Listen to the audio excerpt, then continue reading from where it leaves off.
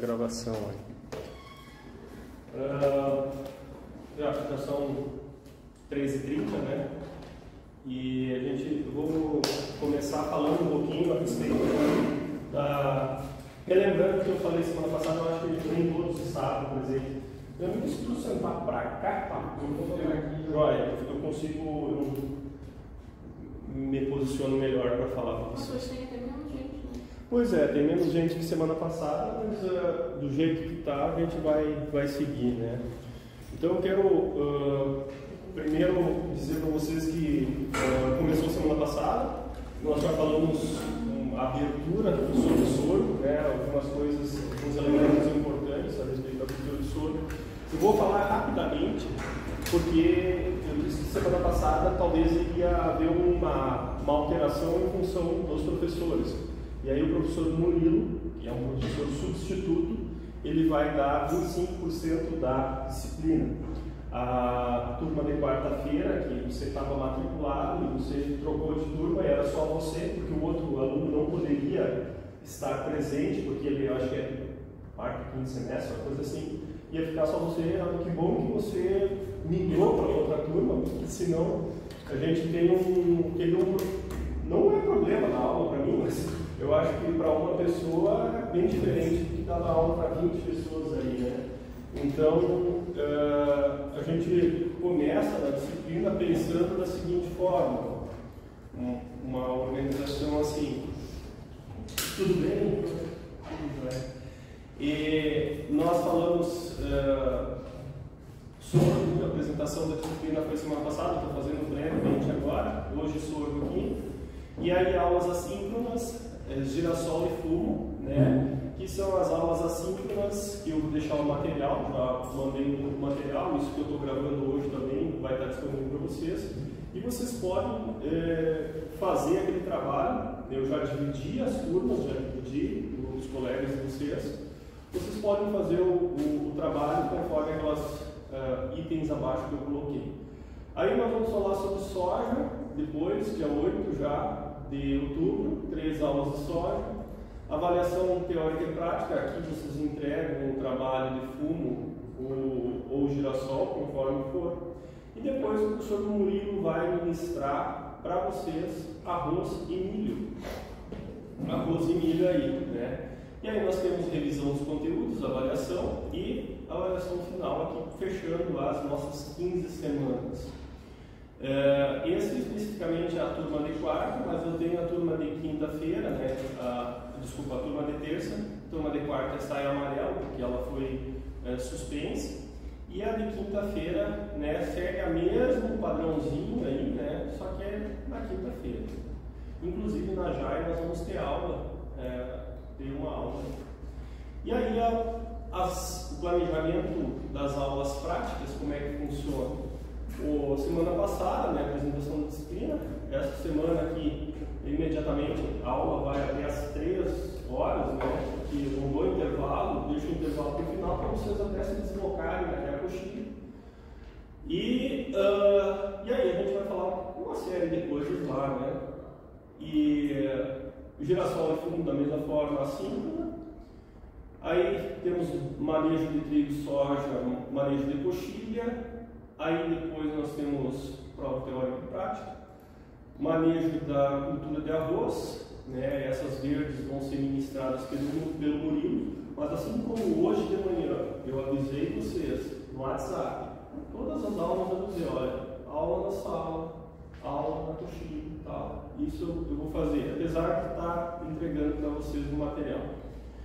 E então as aulas de terça-feira, o que vão ser com o Murilo, estão em verde aqui, tá? E aqui as de quinta estão em azul, bom? E aí o nosso trabalho que vocês vão fazer segue aqueles padrões lá, estudo dirigido, né? Acho que é bem importante fazer, já inicia nosso planejamento, assim, de forma bem responsável na disciplina.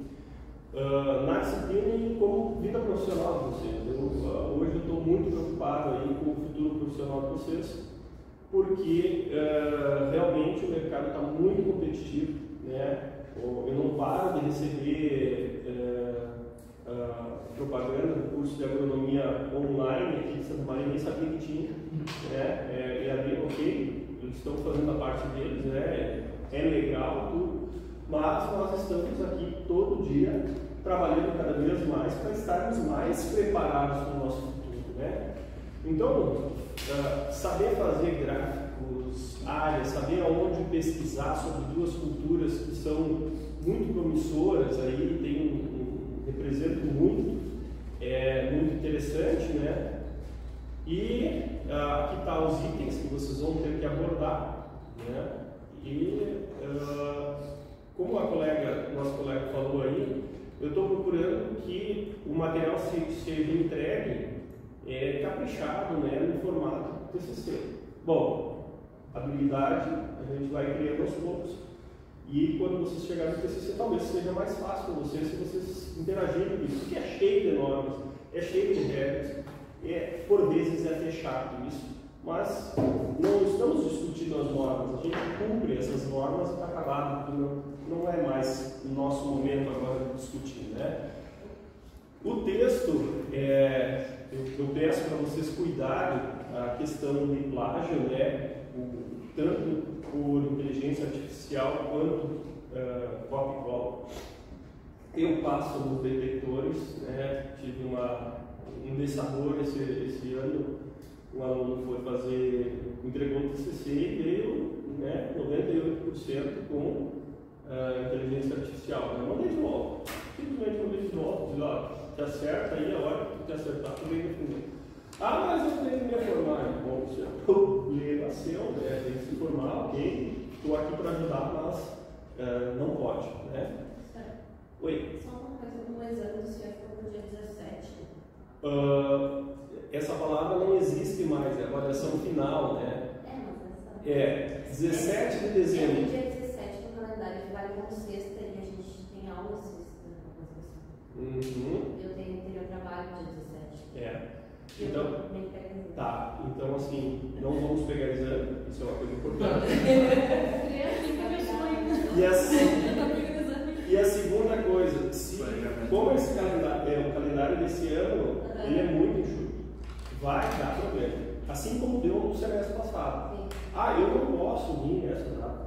Cara, é só a gente conversar, pode vir um dia depois. Tem que fazer aula sexta, até as 4h30, né? Se você pudesse depois das 4h30. Isso a gente se ajusta. Mas assim, foca em passar. O primeiro foco, objetivo em passar. Então isso é importante. Bom, informações de diversas fontes, formatação conforme TCC, relatório de estágio, figuras, imagens, isso é importante ter figura e imagem, né, para ilustrar, de qualidade, não esses cola fedorento que tem por aí, né? E tabelas e gráficos têm que ser refeitos, tá? Na biblioteca eu tive o prazer de olhar nossa biblioteca, está recheada de materiais bons, ótimos, e assim, procure lá. Tem o site do SDA, tem da Conab, Embrapa, Science Direct, aproveitem isso, saibam aonde procurar as coisas, né? Aprendem desde já. E aí a gente encerra essa atividade da reapresentação, né? Que já apresentamos a disciplina uma vez, de reapresentação da disciplina aí, tá? E semana passada nós falamos várias coisas a respeito do soro, né? Muitas coisas aí, e nós paramos na planta de soro no estágio 2, se eu estou bem lembrado. Ok. E aí eu vou perguntar para vocês, o seguinte: quais os diferentes tipos de sorgo que nós temos? Me diz 3 tipos de sorgo que a gente tem. Granífero, forrageiro, vassoura. Vassoura, granífero, forrageiro. Tem mais um? Sacarino, silagem. Perfeito. O sorgo tem um ambiente muito favorável que há 5.000 anos atrás nós estávamos produzindo esse ambiente. Um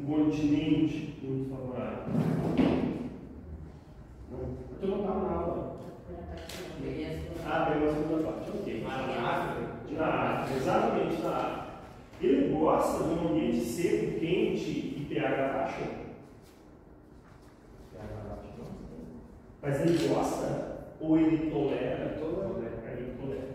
Então é uma coisa assim, ó, bem distinta nós dizer assim, eu gostar e eu tolerar. Então, de repente, o sorgo ele tem essa relação dele tolerar. Mas eu preciso, obviamente, ter condições para o desenvolvimento dessa cultura. E por isso, nesses estágios, a gente sabe que é dividido esses estágios em 3 grandes grupos, e esses grandes grupos foram listados na aula passada. E aí a gente vai para o estágio 2, onde a gente tem 5 folhas desenvolvidas. Quando eu digo uma folha desenvolvida, obviamente eu tenho que ter lígula visível, né? A bainha, a lígula visível, e é nesse momento que eu tenho um crescimento radicular muito rápido. Me parece que a planta deixa de absorver os nutrientes da semente, a semente já se exauriu a quantidade do endospermo da semente, e ela é obrigada a seguir a sua fotossíntese para frente.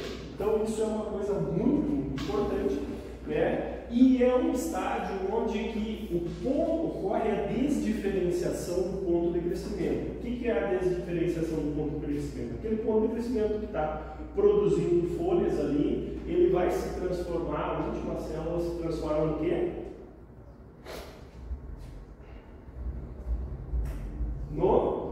Na panícula. Na panícula. Eu lembro daquela brincadeira que eu fiz agora não sei se foi na primeira ou segunda aula, que é o momento de máxima potencial produtivo. Então, nesse momento, eu tenho que cuidar 2 coisas a partir desse momento. Eu tenho que controlar, manter as áreas livres de plantas daninhas para evitar a competição intraespecífica. Esse é um elemento. E o segundo elemento, eu tenho que fazer com que aquele potencial produtivo seja o máximo. E para esse potencial produtivo ser o máximo, eu tenho que dizer, a planta tem que observar na sua volta e dizer o seguinte: eu tenho condições de nutrição, né, ao máximo, e isso faz com que eu deva ter um aporte de nitrogênio e potássio em alguns casos, né? No 3, aí sim, desdiferenciação do ponto de crescimento. Planta atinge o máximo de crescimento e absorção de nutrientes, está absorvendo o máximo. Não é que ela acumulou o máximo, ela absorve, ela está a todo plano fazendo essa absorção. E o ponto de crescimento ele passa, então, para cima da superfície do solo. A planta de sorgo é capaz de afiar. É uma gramínea. Gramínea é a filha? Sim. A filha. O sorgo sacarino ou o sorgo forrageiro tem maior capacidade de afiar? Forrageiro. Porque justamente ele está sendo desenvolvido para fornecer matéria verde. Então, a filha sim. E o sacarino não. O sacarino ou granífero aí, a gente talvez tenha uma planta única aí para esse desenvolvimento. Então, são elementos importantes que a gente tem que considerar, né, no crescimento e desenvolvimento dessa planta. Estágio 4, nós temos até 12 folhas, de 10 a 12. Folha bandeira visível, né?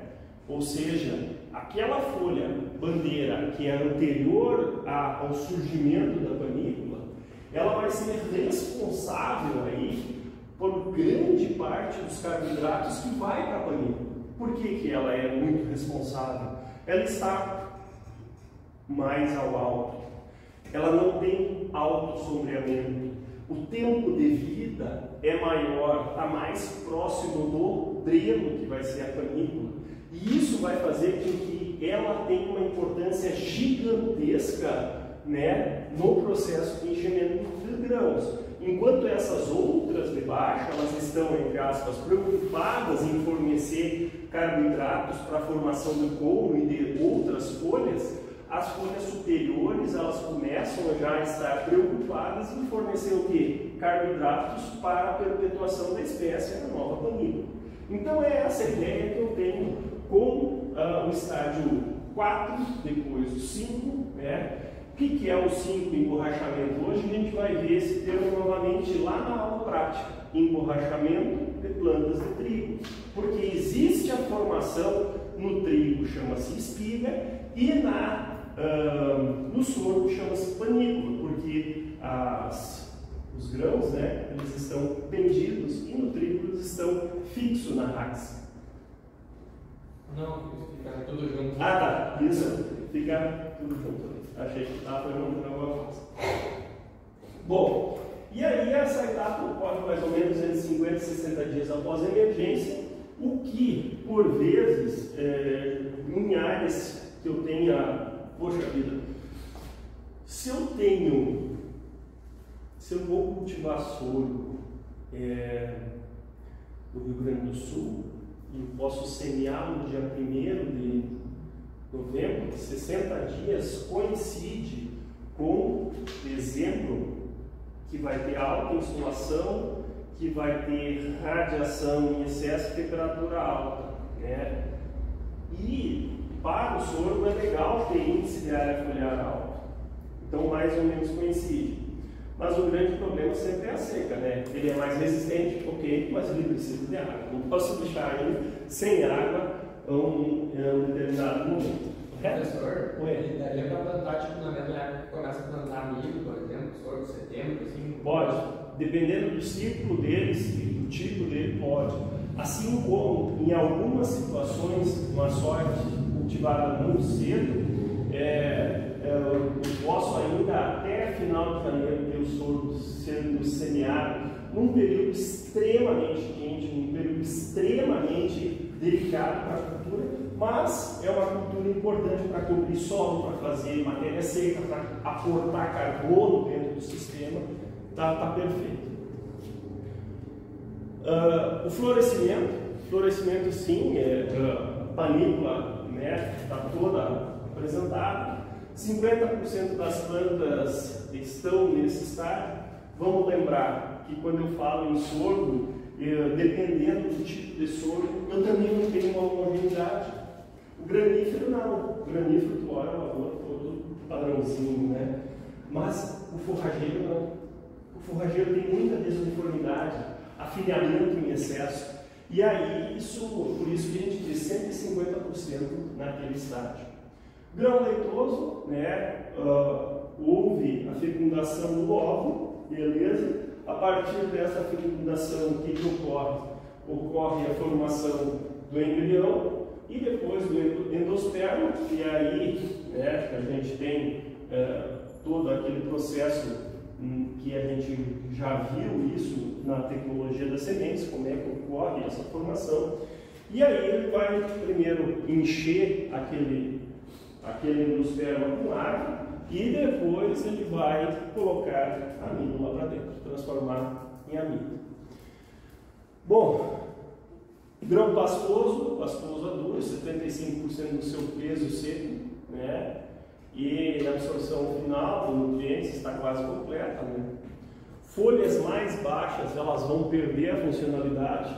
Por quê? Por que eu perco a função dessas folhas aqui mais baixas? Porque elas estão sombreadas, elas têm um grande tempo de vida e estão sombreadas, e isso acontece o quê? Com isso? Elas não são mais fonte de carboidrato, elas passam a ser dreno, tem que vir de outro lugar para sustentar elas. E a planta, como é alguém muito bem administrado, olha para elas e diz o seguinte: cara, tu está consumindo mais do que está produzindo, tu está respirando mais do que tu está produzindo fotossíntese. Então, o aviso prévio, e eu vou te derrubar, né? Então, o aviso prévio que eu digo assim serve para quê? Para remobilizar, para dizer assim, ó, tem nitrogênio, tem elementos móveis aqui, joga para dentro do colo e o resto eu derrubo, né? Vamos ser eficientes, porque a folha, ela também está dentro daquele espírito, ela está imbuída em deixar a sua marca, para deixar a semente, né, para a relação de nós termos uma questão de sobrevivência da espécie. Né? Então, quer saber se a gente quer produzir mais ou menos. Maturidade fisiológica, máxima matéria seca dos grãos, né? Então a gente identifica na base do grão aí com essa pintinha preta, então significa o rompimento da ligação, rompimento fisiológico da ligação do grão com a panícula ali, aquela estrutura da panícula. Então aquelas células, elas ficam completamente pretas, enegrecidas. Eu já deixo tu falar, fazer a tua pergunta, né? Mas olhem aqui, ó. É como se essa sala de aula aqui fosse o nosso grão, né? E a glutinha daqui de fora tem aquela haste da panícula, né? Tá vindo carboidrato aqui, ó. E as células não se movem. Ela está jogando carboidrato para dentro, jogando carboidrato para dentro, né? Está jogando carboidrato para dentro. Esse carboidrato sacarose, frutose, sacarose, amido, e a medida vai secando e vai maturando. Daqui a pouco, essa célula que está parada aqui, o que ela faz? Ela não consegue mais passar. Então, a função dela terminou. E aí ela morre. E aí, ao morrer, ela fica negra, ela fica envelhecida. Então, ela fica ligada do ponto de vista físico, mas não há transferência de carboidratos. Isso é muito interessante.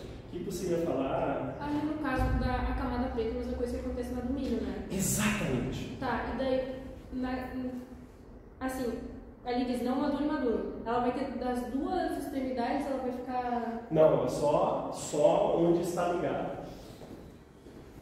É só onde está ligado. Aqui que está ligado. Aonde ela está ligada para ele.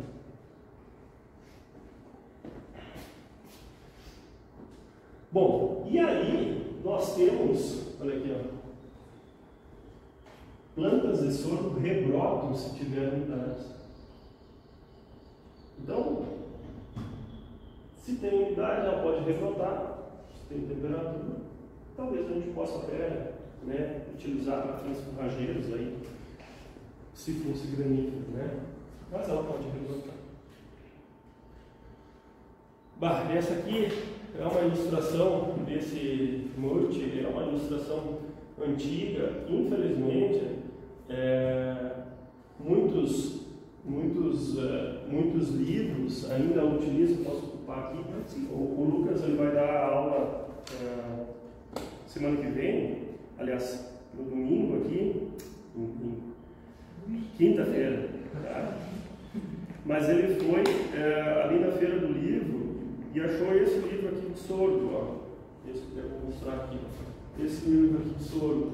E muitas vezes, se tu folhear ele aqui dentro, ele é um compilado novo, mas as imagens que traz são imagens antigas, né? É um bom material, mas às vezes a gente acaba ocupando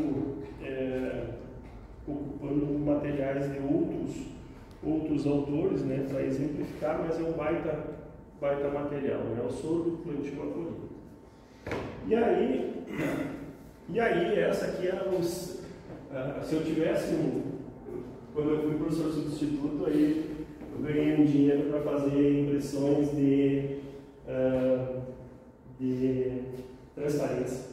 Os retroprojetores. Até esses dias estava aqui no retroprojetor, eles recolheram no ano passado. Cada transparência era R$2. Caríssimo. Xerox era 2 centavos. E aí eu mandei fazer umas transparências. Eu fui professor substituto de agricultura também. E eu mandei fazer umas transparências, eu me lembro bem certinho. Eu ganhava de trigo e de cana-de-açúcar. Eu digo, o que é mais importante para mostrar? Tá coloridinho assim. Mais importante, eu sempre julgo a escala fenológica que mostra da germinação à colheita. Porque aqui nesse caso, o que acontece? Germinação é um período muito sensível. As sementes, elas não são tão grandes quanto a soja, mas mesmo assim, elas são e não tão pequenas quanto a canola, mas elas precisam ter um ambiente, um aconchego do solo ali, uma caminha legal no solo, um contato solo-semente para absorver a água e germinar.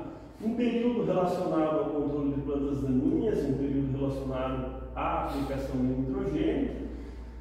Em geral, a questão de doenças, ela não é tão forte, existe sim algumas doenças para sorgo, mas ela não é tão problemática. Pragas, sim, então, lagarta do cartucho a gente tem aqui, né? Algumas outras pragas aqui, algumas pragas até de panícula, né? Mas a gente consegue explicar toda a formação, dizendo que aqui é o número de plantas por hectare que influencia, aqui é o potencial produtivo que está sendo determinado, aqui é o índice de área foliar, colocar as reservas para o colmo e folhas para depois transferir isso para a panícula, né?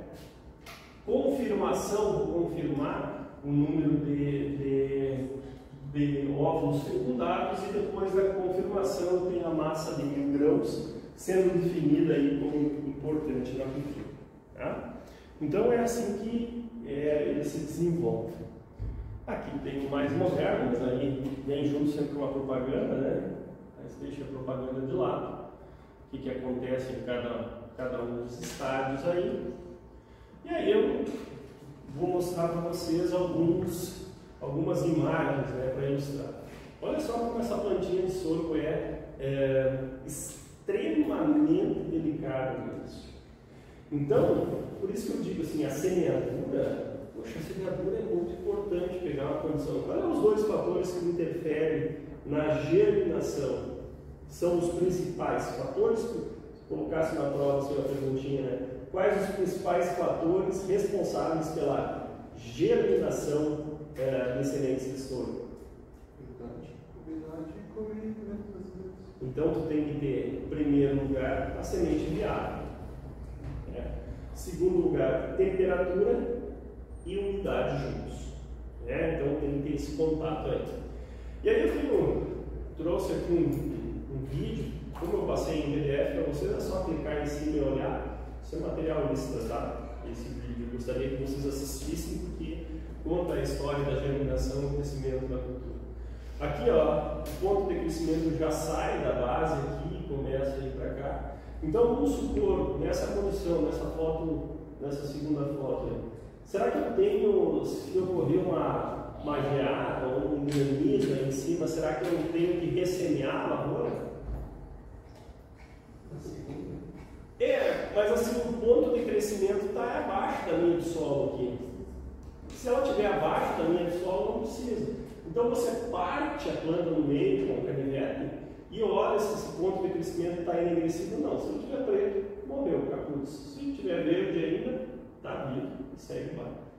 Tá? Mas é claro que vão ocorrer perdas associadas. Por quê? Porque eu tenho perda de área foliar e eu vou ter que tirar essa área foliar de algum lugar. Você falou para nós a recém, que alguém sempre estava falando em política. Eu vou falar em política agora, né? De manhã cedo eu estava escutando propaganda política e aí um dos candidatos, que não interessa quem é, disse assim: nós vamos ter no meu mandato ônibus de graça, passe livre. E eu fiquei pensando, de onde sai esse dinheiro? Assim como, se eu perder a minha área, meu índice de área foliar, da onde sai esse carboidrato para repor isso aqui? A planta vai sofrer muito para isso. Pergunte. Da aula passada, o senhor falou que era correto a gente se referenciar ao número de folhas e não ao número de dias após a emergência. Exato. Aí, no caso, a gente tinha das duas formas, né? Quando o senhor perguntar, por exemplo, numa prova, o que vai estar correto? Sempre o estágio fenológico, número de folhas. Por quê? Porque ele responde à temperatura somatória térmica. E quanto maior a temperatura, pode ser que encurte o número de dias. E aí tu perde um pouco a noção. Por que eu coloco o número de dias junto? Numa condição normal, mais ou menos, tu tem uma ideia. Porque, vamos dizer, aula passada eu perguntei, quem já viu lavoura de soro? Ninguém levantou a mão, né? E vou dizer assim para vocês, mas você não estava na aula, né? Você veio depois. Que azar, mas está valendo, a resposta está valendo 1 de 13, né?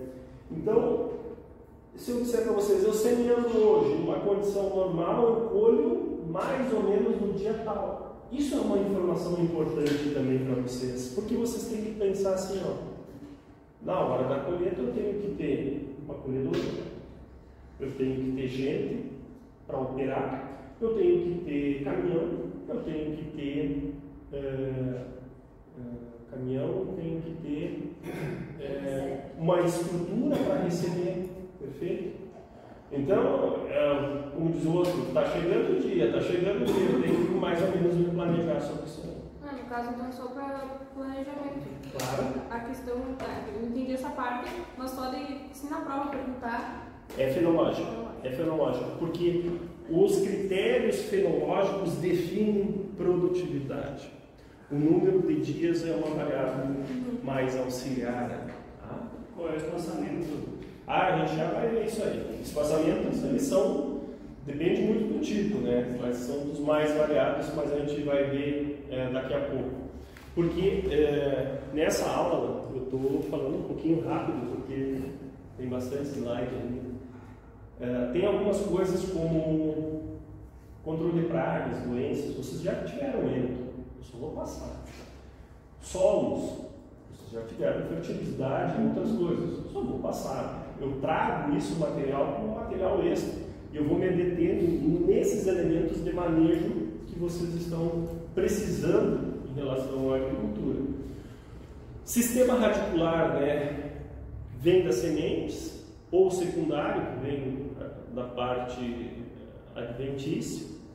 Profundo, fibroso, podendo chegar a 2 metros, né? E o seu crescimento ocorre até o florescimento.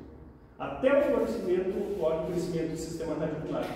Depois floresceu, o start para essa planta fazer o quê? Dizer para toda ela assim, olha, chegou, agora nós vamos realocar todo o nosso recurso para produzir os grãos, as sementes, na verdade, né? E tornar a planta produtiva. No caso, quando ele atinge o florescimento, vai ser a maturidade fisiológica dele? Não. Muda a relação com a fonte dele. Muda a relação com fonte dele. A maturidade fisiológica é naquele exato momento que o grão passa a ter aquele ponto enegrecido na sua base. Ali é a maturidade fisiológica. Ali é o momento máximo da sua relação. Quando ela emitir a panícula, não cresce mais. Não é assim. Não é assim, essa coisa que às vezes a gente pensa assim.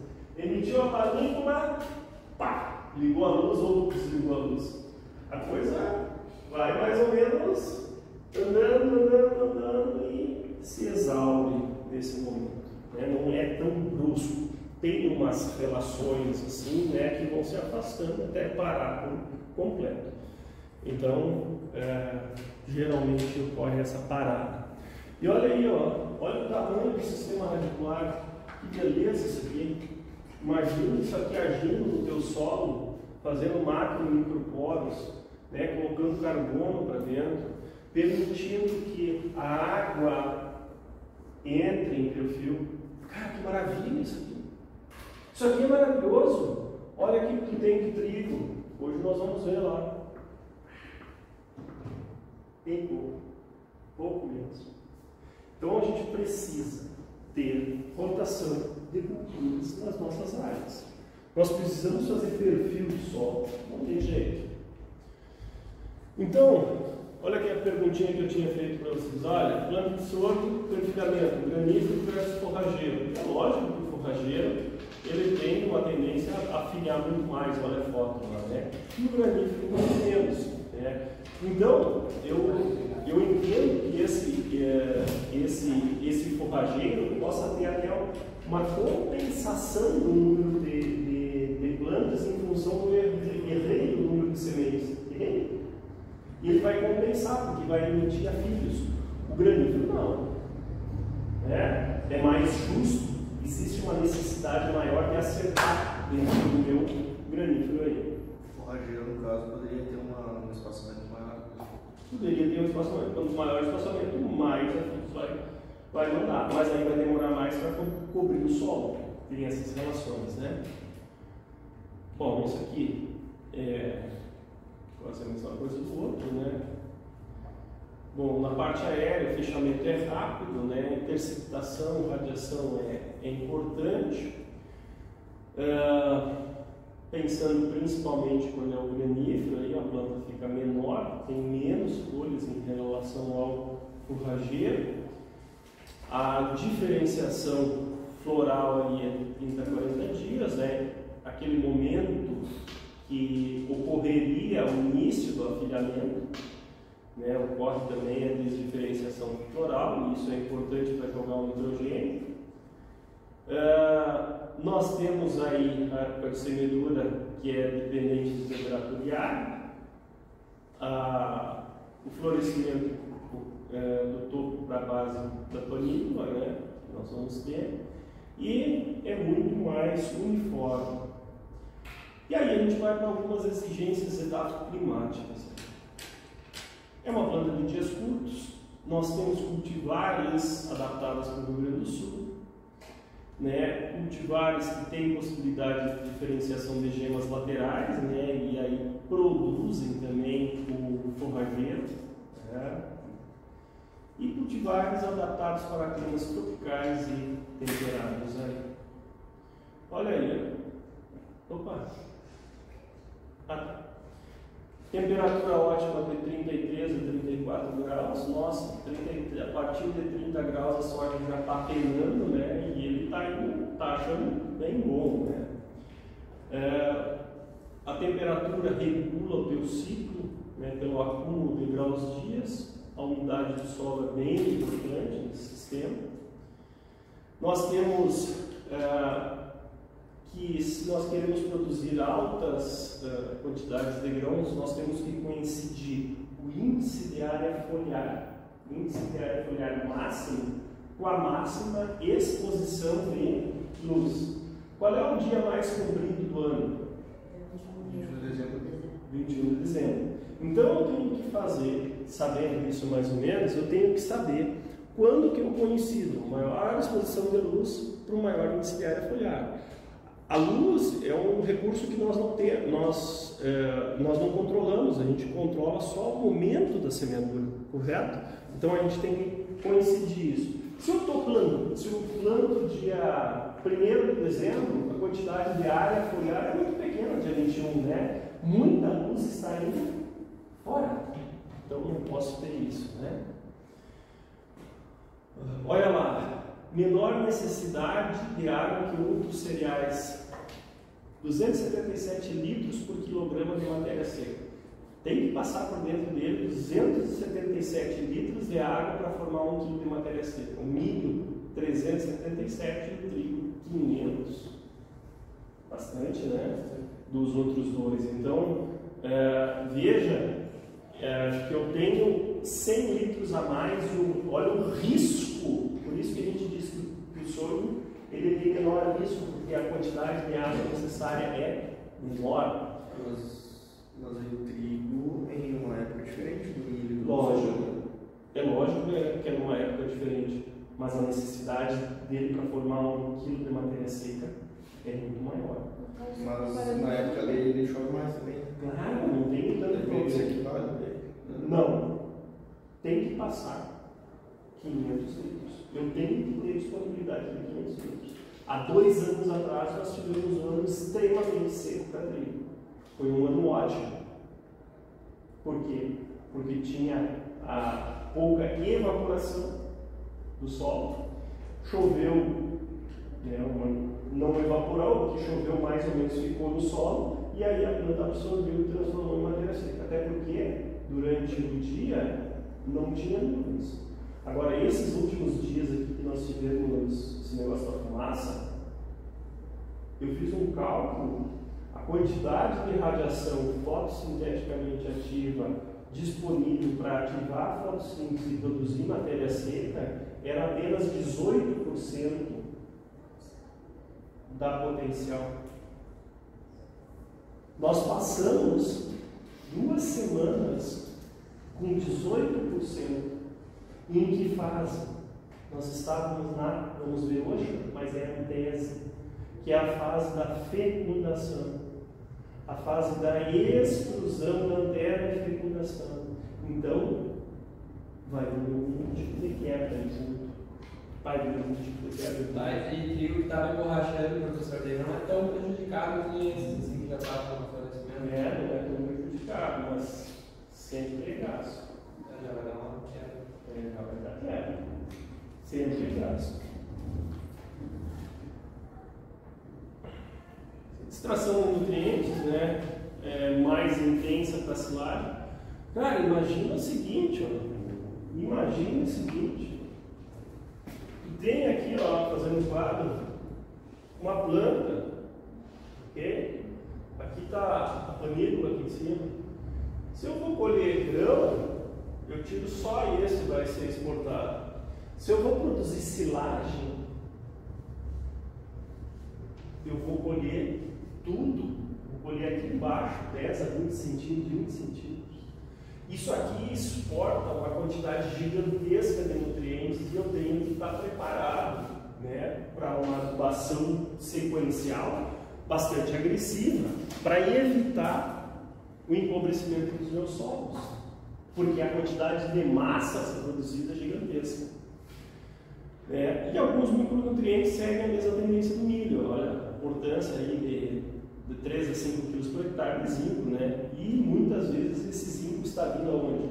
Esse zinco está vindo junto com as sementes aí, né? Então é algo bem interessante. Bom, aqui deveria ter terminado a primeira aula, e aí a gente vai para uma segunda aula, né? A segunda aula começaria aqui. Eu aceito o mato, que tem de sobra aí. Bom, gente, essa relação aí é bem importante. Quais as estratégias que a gente tem para aumentar a produtividade? Nós temos 2 estratégias claras. Uma de construção da produtividade de grãos e uma de proteção daquilo que foi construído. Então, como é que a gente... São mais de 80 fatores...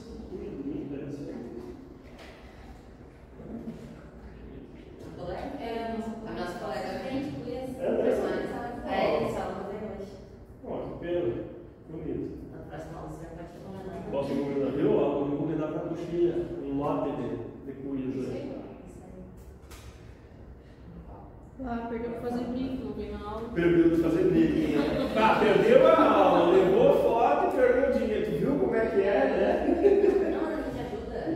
Ele dá uma força. Por 10%, 20% aí também na sessão? O cavalo branco não passa. Dá pra pedir umas do Inter, será? Uma do quê? Umas do Inter, não? Mas aí vai dar só uma de Não, um material não dá. Só uma de lavar. Pior que lá na coxinha agora é só 2, 3 que são menos, o resto é tudo dobrado, né? Bota sofrer também. Eu acho que quem está sofrendo é mais menor, né? Uma pancada para a outra. Bom, já que o Grêmio não nos traz alegrias e nem o Inter nos traz dinheiro no bolso, ambos não nos sustentam, nós vamos ter que prestar atenção em alguns elementos. Escolha de cultivares e qualidade de semente. Estratégia de calagem e adubação. Constrói a produtividade. A senhora vai fazer esse frio a frio. Tipo, o que seria uma frio para ele? Ah, sim, abaixo de 15 graus começa a ter problema. Uns 2 anos atrás teve em fevereiro, né? Teve temperaturas bem baixas. Assim, está tão maluco esse tempo que Rapaz, hoje de manhã eu cheguei em casa quase muito bom, dor de cabeça horrível, a dor de garganta horrível.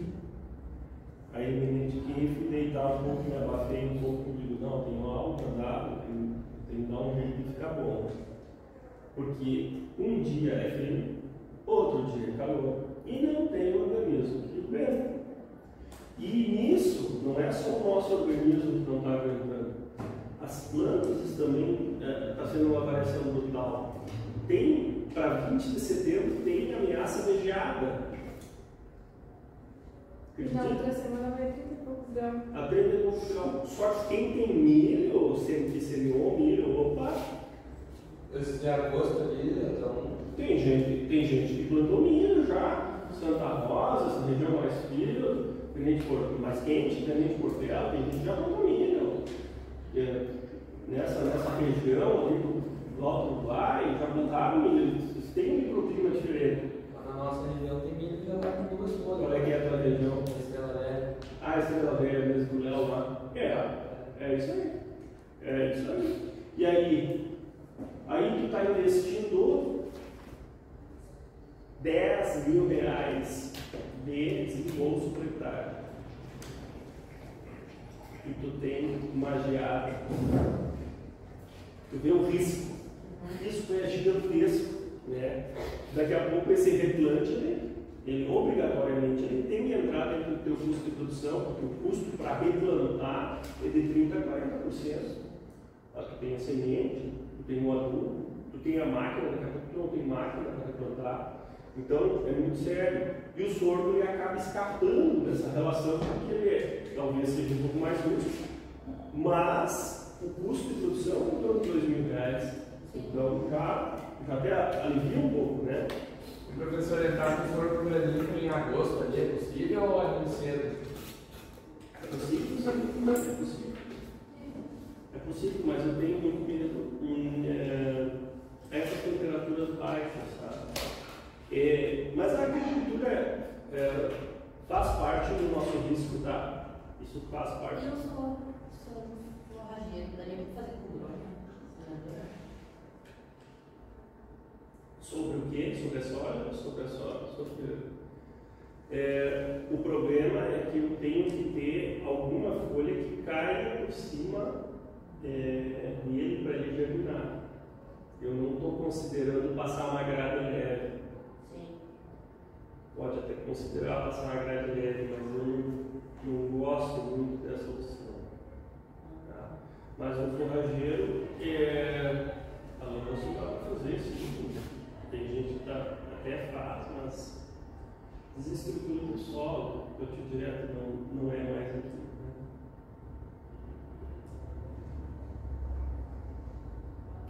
Plano de rotação e sucessão, conhecer as limitações regionais, microclima é importante.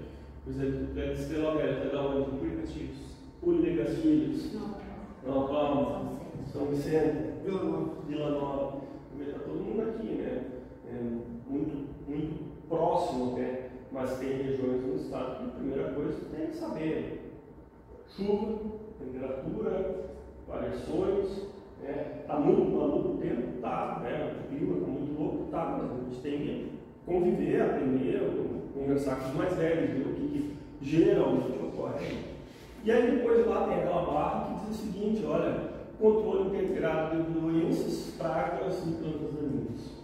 Então a produtividade está lá e esse manejo não é que é feito por último. Esse manejo ele vai proteger aquele teu potencial. Né? Logicamente eu não vou esmiuçar cada um deles, né? Não tem como, mas alguma coisa a gente vai falar. Né? Bom, sobre o preparo do solo, rapaz, é brutal, né? Olha lá. Olha aquela erosão lá, rasgou o solo. No final de tarde, uma pancada de chuva não tem para onde escorrer. Daqui a pouco, tu tem um solo que está completamente desprotegido e tem erosão. Eu tenho uma pergunta para vocês: se isso aqui fosse semeado sobre um solo que tivesse uma boa palhada, será que tinha ocasionado esse Esse rasgo aqui Depende do chumbo, mas provavelmente não. teria atenuado. Por quê? Porque a palha, ela absorve esse impacto, absorve essa energia que vem da gota, e a gota, ela vem 1, 2, 13, vai lavando, vai se formando. Olha aqui, ó. Então, vamos imaginar que isso aqui é um manejo convencional, ou só semeadura direta sem a formação de palhada que vem lá. Esse tipo de coisa a gente não pode ter nos sistemas, né? A gente tem que evoluir, né? Se a gente for só ter isso aí, é complicado. Por quê? Porque ultimamente nós estamos tendo que volumes de chuva muito grandes em pequenos períodos. Isso não ocorria há tempos atrás. Mudou a dinâmica. Por que? Eu não sei. Talvez porque exista desde 1890 um aquecimento, isso é comprovado, não é especulação, um aquecimento de 1,5 a 2 graus no globo terrestre, em média. Se isso é cíclico ou não sei, mas que está aumentando a temperatura média, sim, isso está ocorrendo. E aí a gente precisa ter aquilo lá, ó. Poxa,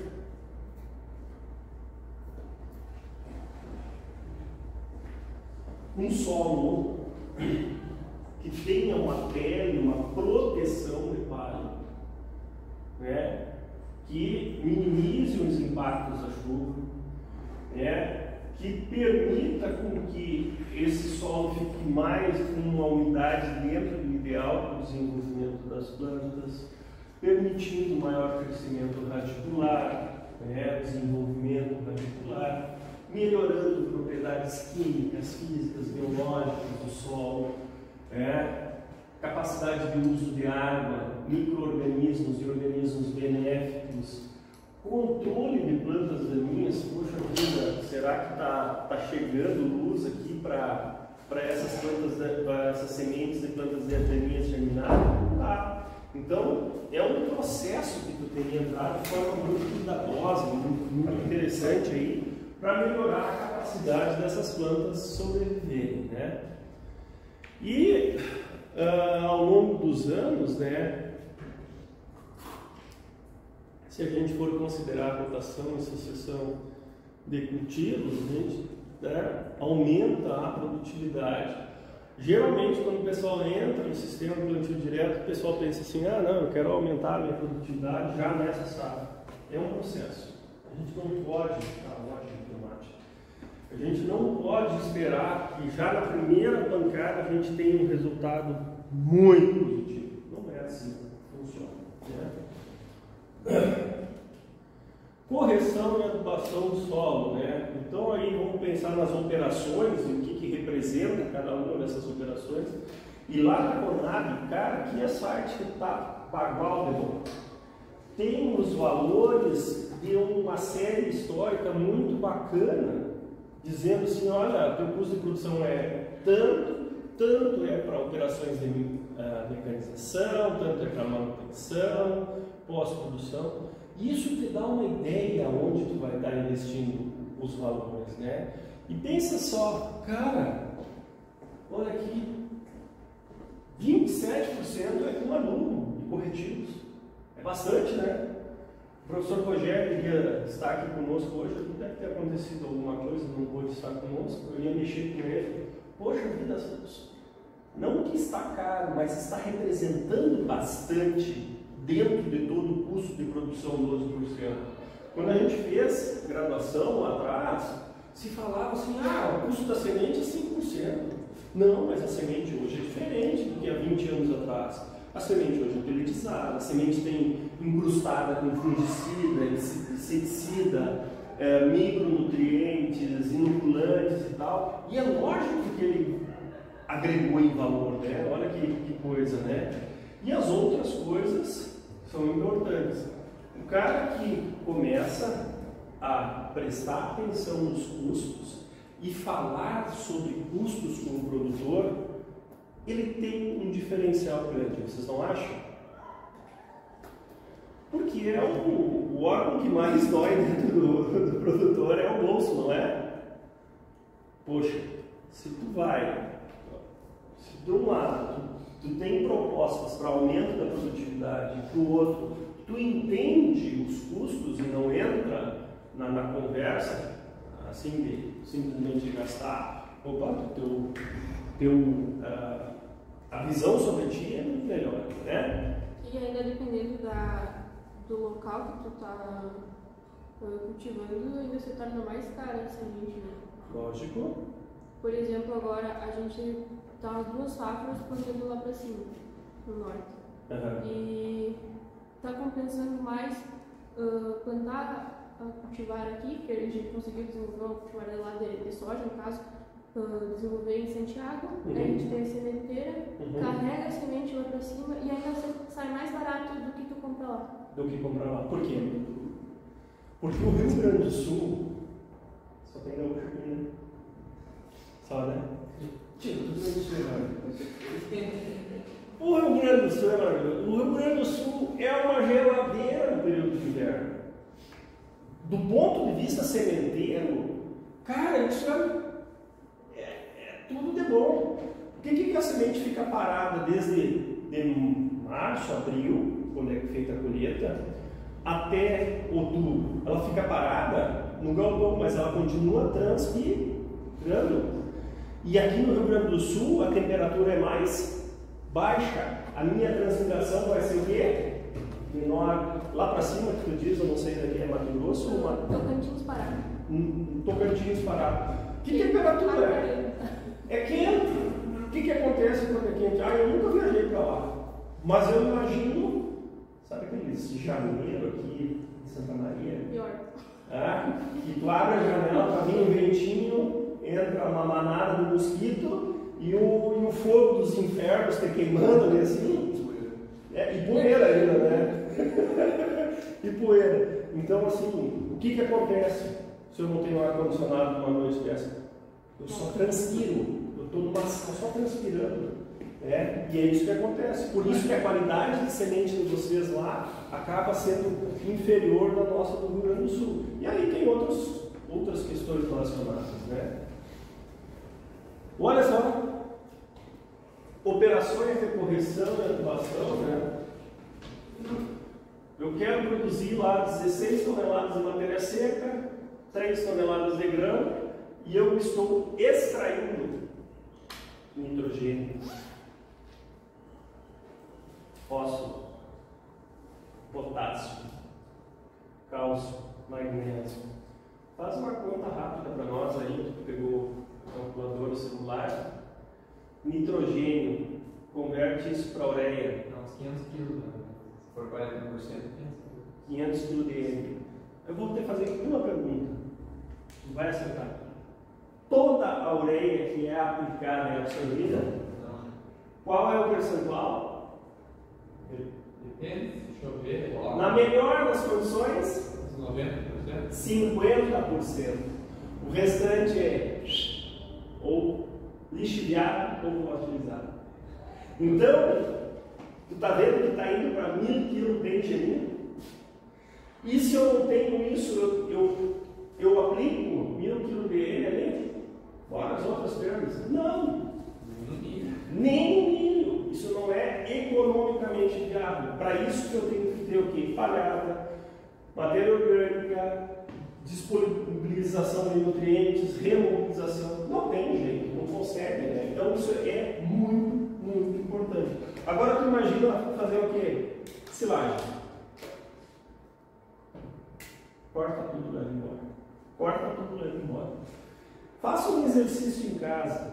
Esse exercício é muito simples. Convertam qualquer uma dessas linhas em nitrogênio mineral, P2O5, cloreto de potássio, em nutrientes, e vejam quanto de adubo eu estou exportando. Pense o seguinte: se eu pegar essa tonelada aqui, ó, se eu pegar essa tonelada aqui e vender como adubo, estou vendendo isso aqui. Aí. Nós vamos ter que tomar uma lapinha só para. tem que falar em alemão aí, o vídeo não me entende. Tá? Então, veja bem, produção de matéria verde, daqui a pouco vale a pena tu comprar um hectare de matéria verde e jogar nas tuas áreas. Eu já compartilhei um negócio até pro nosso grupo no Instagram, na nossa gurizada ali. O cara entrou numa agricultura regenerativa e comprou uns equipamentos, um para fazer, um para revirar o substrato, e ele já substituiu 100% da adubação nitrogenada, produzindo seu próprio substrato, seu próprio adubo orgânico, e no próximo ano ele vai substituir 100% do potássio. Gastou 300 mil numa máquina lá para revirar e tal, fazer. Eu quero olhar o vídeo com calma depois, mas eu fico pensando assim, poxa, ele está tirando matéria verde de algum lugar, ele está tirando composto de algum lugar para fazer isso, né? Olha lá, a profundidade, né? Amostragens do solo, isso a gente já sabe, isso no passado. Operações de correção e adubação, isso a gente já só deixo ali para você. Eu acho que pode ter alguma falha no sistema dele. Não, quero saber como é que ele faz. Não vou ter falha. Porque Onde vem? da onde é que vem. Não é por falha, é para saber exatamente de onde é que vem. Porque as pessoas assim, elas colocam a sua realidade que eles querem mostrar, né? Aí vai lá e pega o nome dele e começa a pesquisar a vida dele na internet, eu acho. E aí sabe como é que faz, como é que não faz e tal. Poxa vida, um cara que substituiu 100% da adubação nitrogenada nas suas áreas, eu acho que é alguém que merece a gente escutar, né? Não merece? Não aqueles dois outros caras que ficaram só se xingando e me deu uma garbeirada no outro, né? Um deles vai ser o próximo governador da maior cidade do Brasil. Já pensou nisso? Eu vou falando que a eleição de São Paulo é a terceira série. É um de São Paulo, o outro que se incomoda. Mas se tu pega para assistir, não tem fundamento nisso. O debate deles é. Só incomoda dele. Sabe, eu tenho 45 anos. Eu nunca me manifestei politicamente. Meu pai foi comerciante a vida inteira e meu pai sempre dizia assim, né, Thomas, o dinheiro que entra aqui em casa, ele vem do partido A, do partido B, é do povo, né? A gente não pode se manifestar. Isso me marcou até os 45 anos. Esse é o primeiro ano que eu resolvi demonstrar para quem que eu vou votar. Não vou contar aqui para vocês que não é a hora, vocês podem olhar outra coisa, outro lugar. Por quê? Porque eu não posso aceitar que pessoas como essas ali que a gente está comentando, não posso ficar quieto e dizer que pessoas assim vão governar o bagulho para isso. Um deles quer ser presidente da República, claramente. Será que está certo isso? Para mim não está. Então, se as pessoas que eu escolhi ganharem, ótimo. Se elas perderem, pelo menos eu tentei, né, e demonstrei o meu apoio. Por quê? Cara, tem gente que faz só cagada. Entra lá só para pegar um salário de 10, 12, 14 pontos aí e não faz nada. É justo isso?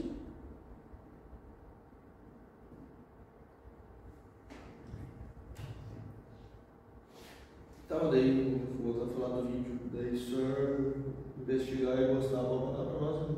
Mano, eu baixo ele e mando isso.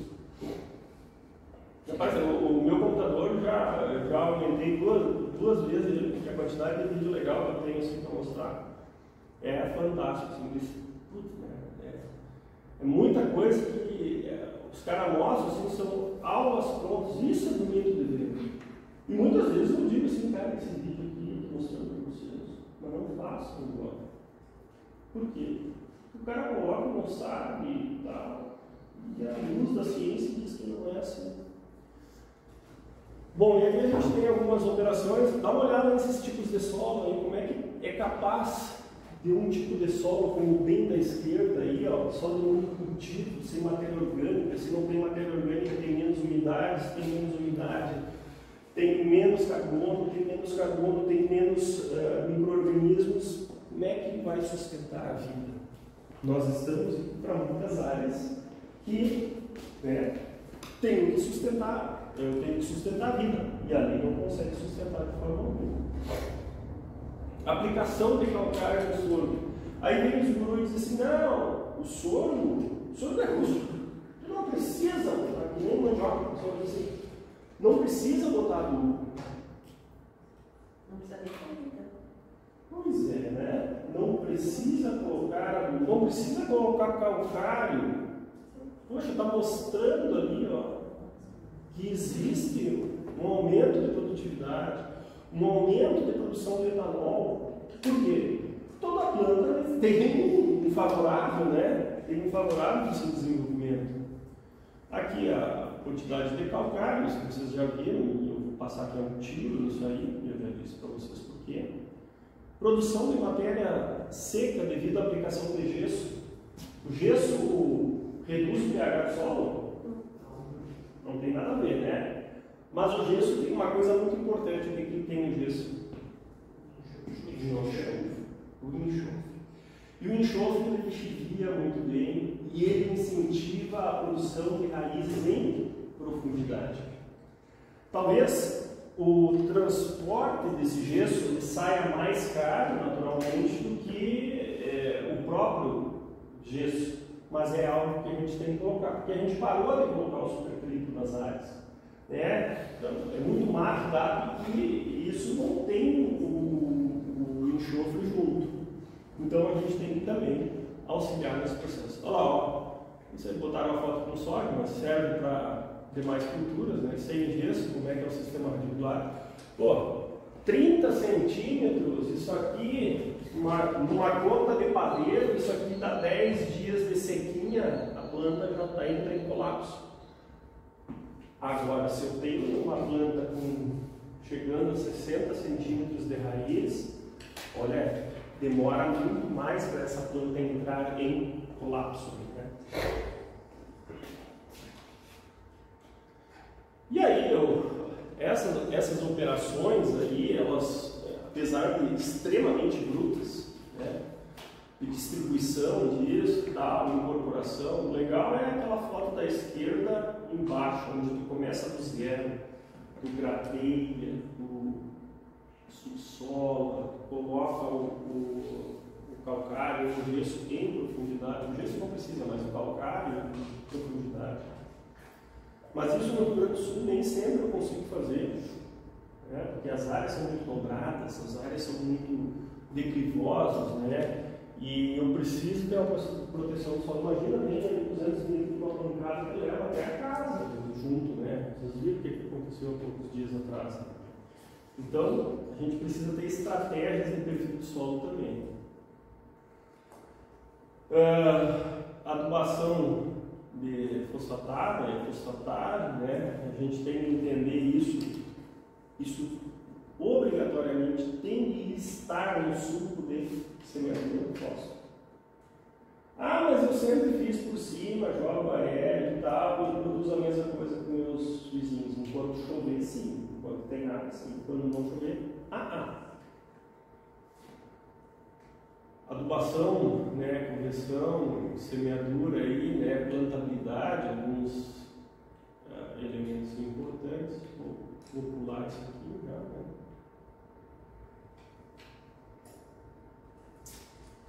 Bom, sobre quando que a gente coloca nitrogênio, isso vale a pena refletir. Tem uma parte que vai ser colocado na base, correto? 15, 20, 25 quilos, dependendo da tua análise, da capacidade de colocar.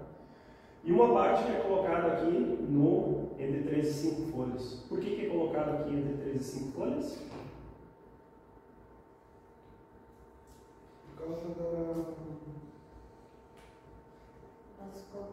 Essa cai certo na prova? Não, é questão 2 da prova. Por que é feito naquele ponto? Por que é feito naquele ponto? Onde é definido o potencial produtivo por causa da inovação. Não, a gente tem a desdiferenciação. Isso, a diferenciação. Viu? Você sabe. Então essa eu não vou pedir. Tem que pedir, né? Ou tem que pedir, né? Bom, mas ocorre para fazer com que o teu potencial produtivo seja lá em cima. Quando o nitrogênio ele é muito. A eficiência dele, nós já sabemos que ela é baixa, eu divido isso em duas partes, né? Pode ser partes iguais, ou pode ser um pouquinho mais na primeira, ou um pouquinho mais na segunda, mas eu, particularmente, prefiro sempre colocar uns 30%, 40% na primeira, para quê? Para aumentar o sistema radicular, e na segunda coloco o restante. Porque senão você vai estar fornecendo muito nitrogênio numa planta que não tem capacidade de absorver tudo. É que nem botar uma criança num buffet livre, né? Ela só vai comer sujeira, né? Agora bota ele mais graudinho lá, né? Come até os talheres, mais ou menos. Potássio. O potássio, eu acho que nós temos que trabalhar cada vez mais no sistema produtivo. Vamos trabalhar no sistema. Porque o potássio geralmente é colocado em elevadas doses. Acima de 70 kg no suco de semeadura começa a dar problema de estabelecimento de plantas, né? Pela salinidade. E a gente pode jogar isso no inverno. E também eu acho que a gente tem que colocar em profundidade isso. Né? E muita gente diz que ele lixivia. Não é bem assim, não lixivia tanto assim, não. É muito pelo contrário. Aí nós temos algumas fotos de eficiência, né? Possibilidade de utilização de alguns produtos biológicos. Azospirilo, por exemplo, em gramíneas, ele é um promotor de crescimento e fixador de nitrogênio. Então, uma figura bem clara, está aumentando, aqui ó, olha aqui, cadê? Aqui você está aumentando a dose de ureia e está colocando azospirilo junto, você aumenta o número de raízes secundárias, aumenta o número de pelos radiculares com maior capacidade de absorção e nós vamos ter aumento na produtividade de grãos. E professor, é o azospirilo brasileiro e todas as gramíneas aplicam? Isso aí. E na soja, no geral, para co-inoculação. Bom, posso aplicar ele via suco de semeadura, né? Posso aplicar ele com tanques aqui e tal, ou via semente, tudo sem problema algum. As questões relacionadas à agricultura de precisão também é outra coisa que, em geral, o pessoal tem necessidade de ter uma resposta imediata, mas é ao longo do tempo, vocês fazendo as coisas certas no momento certo, calcareando. A base da agricultura de precisão é o pH do solo, você sabe, né? E você vai todo ano tirando vantagem em relação ao teu tradicional. Poxa, ao longo de 10 anos você tem uma rentabilidade muito maior, né? Uma das coisas é a distribuição de plantas, né? Dependendo do número de plantas, é claro, no milho e no sorgo isso é muito claro, eu preciso ter uma planta em cada local específico. Por quê? Porque essa planta, porque ela é muito ruim de competição, né? de ajuste de população, principalmente sacarina. Então é importante que eu tenha menor variabilidade na minha semeadura, né? E aqui está apresentando isso. E aí o que a gente quer na semeadura? Observar sempre a época de semeadura, emergência uniforme, população de plantas, espaçamento entre sementes e a nutrição das plantas aí, né? vamos ter que observar o zoneamento agrícola, é aquilo que vocês me perguntaram, né? Qual é a temperatura média que é importante? Olha, baixo risco quando vai a partir de 16 graus, alto risco menor que 13 graus. Então veja, apenas para o estado do Paraná, Santa Catarina, Rio Grande do Sul, São Paulo e Mato Grosso, a probabilidade de ocorrência de geada deve ser inferior a 20% durante todo o ciclo. Existe risco associado, né?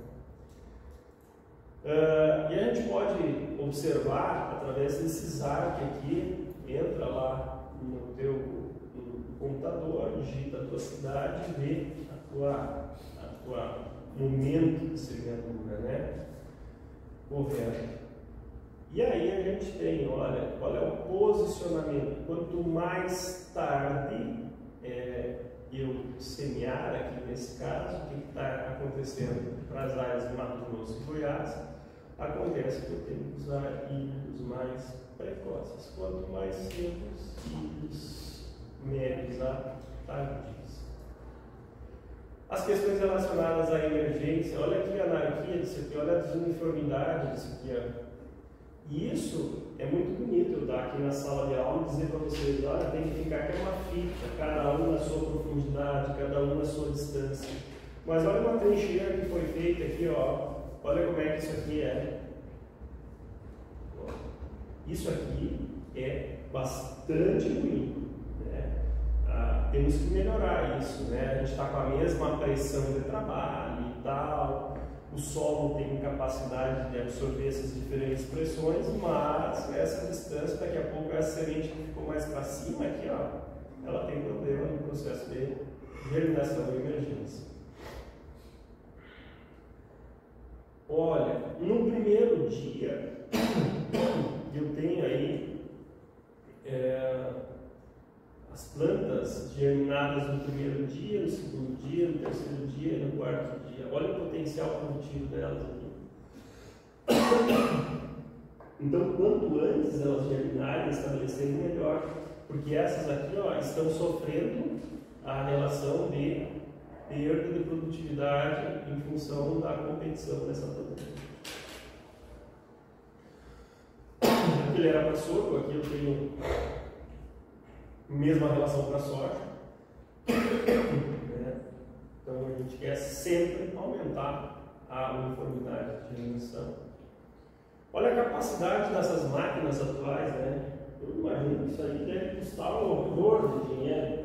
Quanto é que custa uma máquina dessas que tem a capacidade de copiar o solo por inteiro? 1,5. Por aí. Há 3 anos atrás, quando foi lançado, estava naquele boom da soja e tal. Os caras não tinham para entregar essa máquina, porque tinha dinheiro no mercado. Hoje falaram na Expo Inter de 7 a 8 bilhões de comercialização.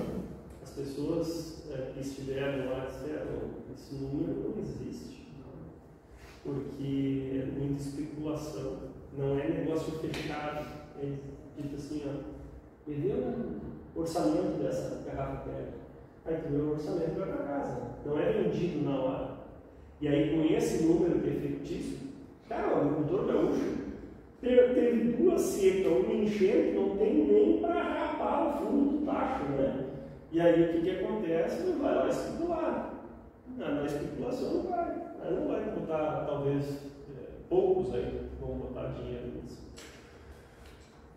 Mas tem uma capacidade, um rendimento operacional, né? E com isso apresenta uma uniformidade grande de emergência aí, né? Poxa, as profundidades de semeadura, né? A profundidade de semeadura também é importante, né? Muito superficial, né? Muito profundo aí. Muito profundo não, dentro da profundidade que a gente fez, né? População de plantas, a gente vai entender que a coeficiente de variação dessa população de plantas influencia diretamente, aqui é o caso do milho, mas serve para sorgo também, na produtividade.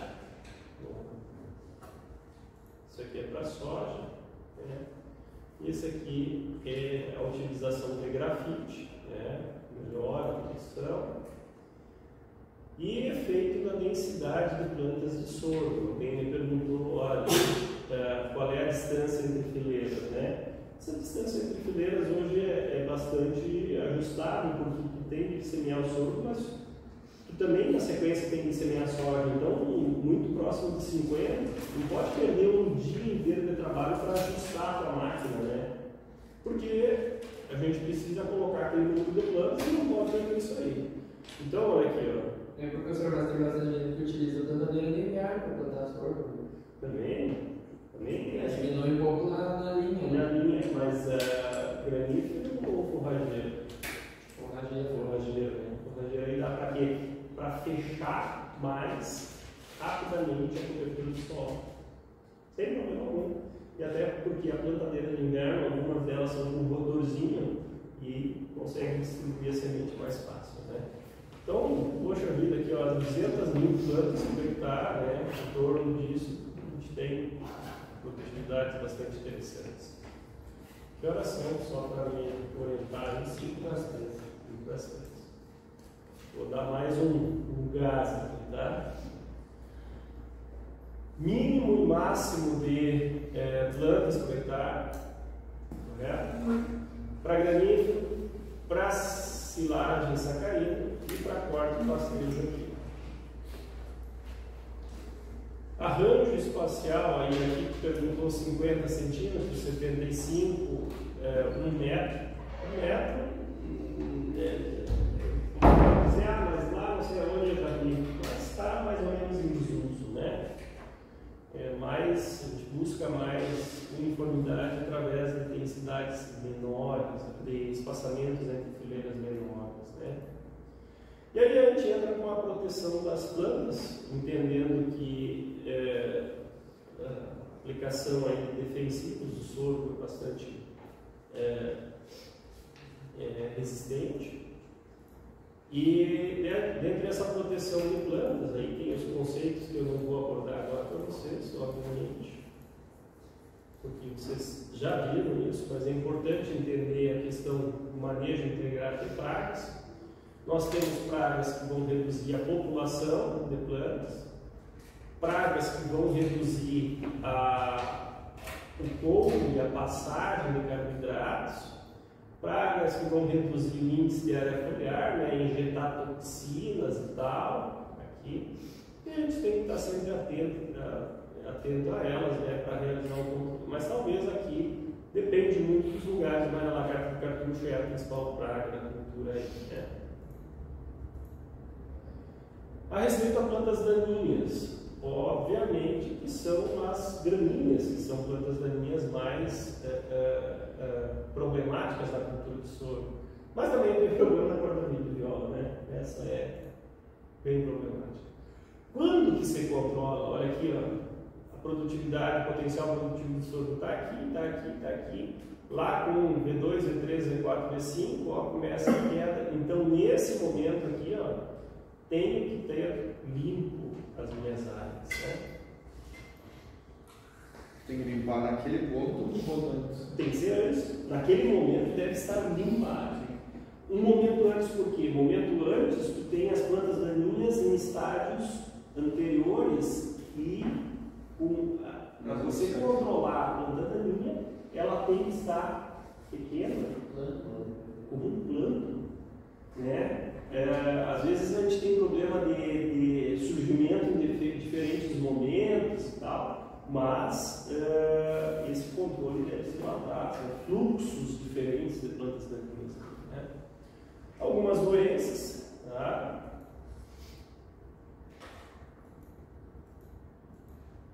Aqui eu vou deixar o material extra para vocês, né?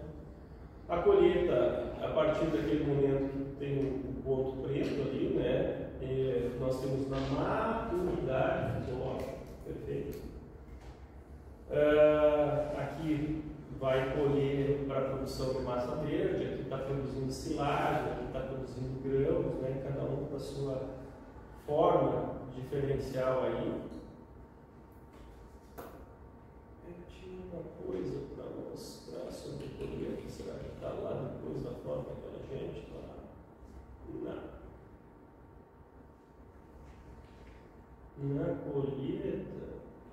Na colheita, então a partir de 35% de umidade dos grãos, onde ocorre a maturidade fisiológica, e aí vai caindo até a partir de 18, entre 18 e 13% é o melhor momento de realizar a colheita. Eu achei que estava escrito em algum lugar disso, mas não está.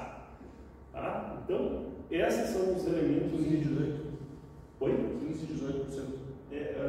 De 18 a 13. 18 a 13, essa colheita aí dos grãos. Esse ali quem não segue o Instagram da Coxilha, bota aí o QR Code, siga lá, porque quem mexe a gente bota fotos do que está acontecendo lá, do nosso dia a dia, né? Importante. Também, quem quiser pedir esses 3 livros, a gente tem gratuito para vocês. Esses livros é só acessar lá, mandar um olá, manda um livro que a gente manda esse material gratuitamente para vocês. O link deles são mais de 1000 páginas gratuitas. Esse aí é o nosso livro de aulas práticas. Então, todas as aulas práticas estão aí. Aí vocês podem adquirir isso com a gurizada da graduação ou pós-graduação. Auxilia bastante nas aulas práticas, né? Se vocês acharem que é importante. Ok? Quase sem ar. Chegamos ao final do sorgo, mas passamos tudo e agora a gente vai lá para a coxilha. E às 15 horas e 30 minutos a gente inicia só assim aqui a chamada da parte teórica aqui nessa primeira coluna. Vou desligar aqui. Obrigado por quem nos assistiu online. Abraço.